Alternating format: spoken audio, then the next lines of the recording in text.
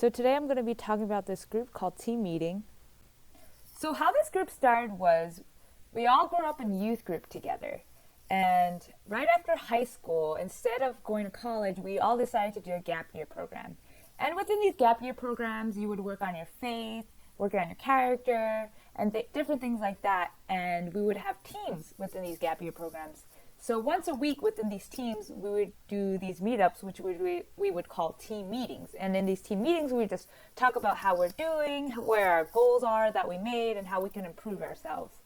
And after graduating these gap year programs, some of my friends that you can see in the pictures, they still wanted to meet once a month. And we decided that we wanted to call these meetups team meetings. So this actually started in 2014 and it's still continuing.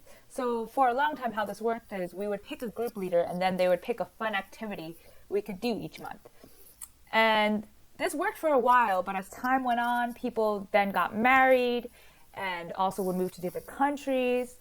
And yeah, but also because of the pandemic, we shifted the group and started doing video calls and the meetings didn't happen as frequently. According to Cole, a part of our culture is that we grew up in the Unificationist Church, which taught us a lot of values and a motto that is living for the sake of others, treating one another like we're brother and sister, and we really just value having a deep connection with one another. And one big part of the culture within the group also was that we would smack the birthday boy or girl in the face with a cake. But now, since the pandemic has shifted and we really care about one another, a part of our culture, every single meeting is just checking in on one another. According to Cole, some of our norms were meeting up once a month, picking a leader to find a fun activity that we could do once a month, and also just simply being there. However, as years went by, things happened, people got married and moved away, and so the norms picking a leader shifted and the culture started to change as well. So meeting up once a month faded and we relied more on someone initiating our gathering out of spontaneity. And regardless, people did their best to show up unless they had some kind of responsibility. According to Engelberg, at first we were a social group. So we would do a lot of fun things together, things like hiking and rock climbing. But as time went on with the pandemic, we shifted into becoming a communication group. And we would just check in on each other by going online and doing video calls. According to Cole, in the Tuxman's theory of 5 stages of development, our group would be in the norming stage. We have been gathering for a lot of years now, and we've come to the point of accepting who we all are. We're very kind and respectful toward one another. However, we never confront each other of any major conflicts, but we do communicate well and want what's best for one another. According to Cole, there is a sense of universality because we have a similar church upbringing. And there's a sense of comfort there because we all are striving to live with a certain religious belief. And so it comforts us. And also, all of us are experiencing COVID-19 together, and we feel like we're not alone when we're able to talk to one another and share what's going on in our lives. According to Cole and Del Yalom's therapeutic factors, there is a sense of group cohesiveness. This group never mentioned it of how long this would continue, but since we have such positive experiences, we always try our best to be there every single meeting. We're communicating all the time and when we're free and when we could get together. But there are times when people cannot make it just because of some kind of obligation they may have or they live too far. But ever since the pandemic has happened, the attendance rate has increased because distance doesn't matter as much.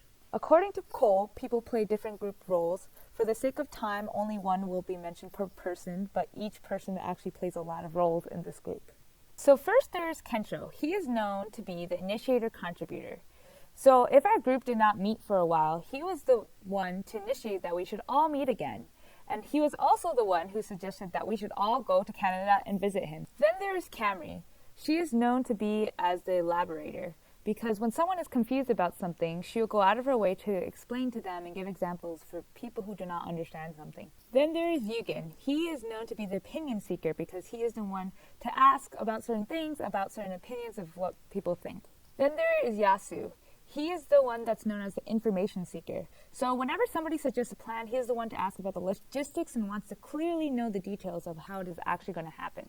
Then there is Hitomi. She is known to be the follower of the group because she likes just going along with what everyone's doing and just to make them happy. Then there is Seishu. He is known to be as a playboy, and he's usually joking around as someone's conversating, and through the Zoom pictures, it was pictures after every few minutes, you could see that he's just changing his scenery all the time. Then there's me. I am known to be as an encourager. I like to celebrate people's victories by screaming some sort of excitement or celebrating people's birthdays as well and giving them some praise. So I didn't mention this, but every person in this group has taken some sort of position so they could help other people within the church community, and being able to talk to them and watch them is a constant reminder that there is reliable people that are striving to improve themselves.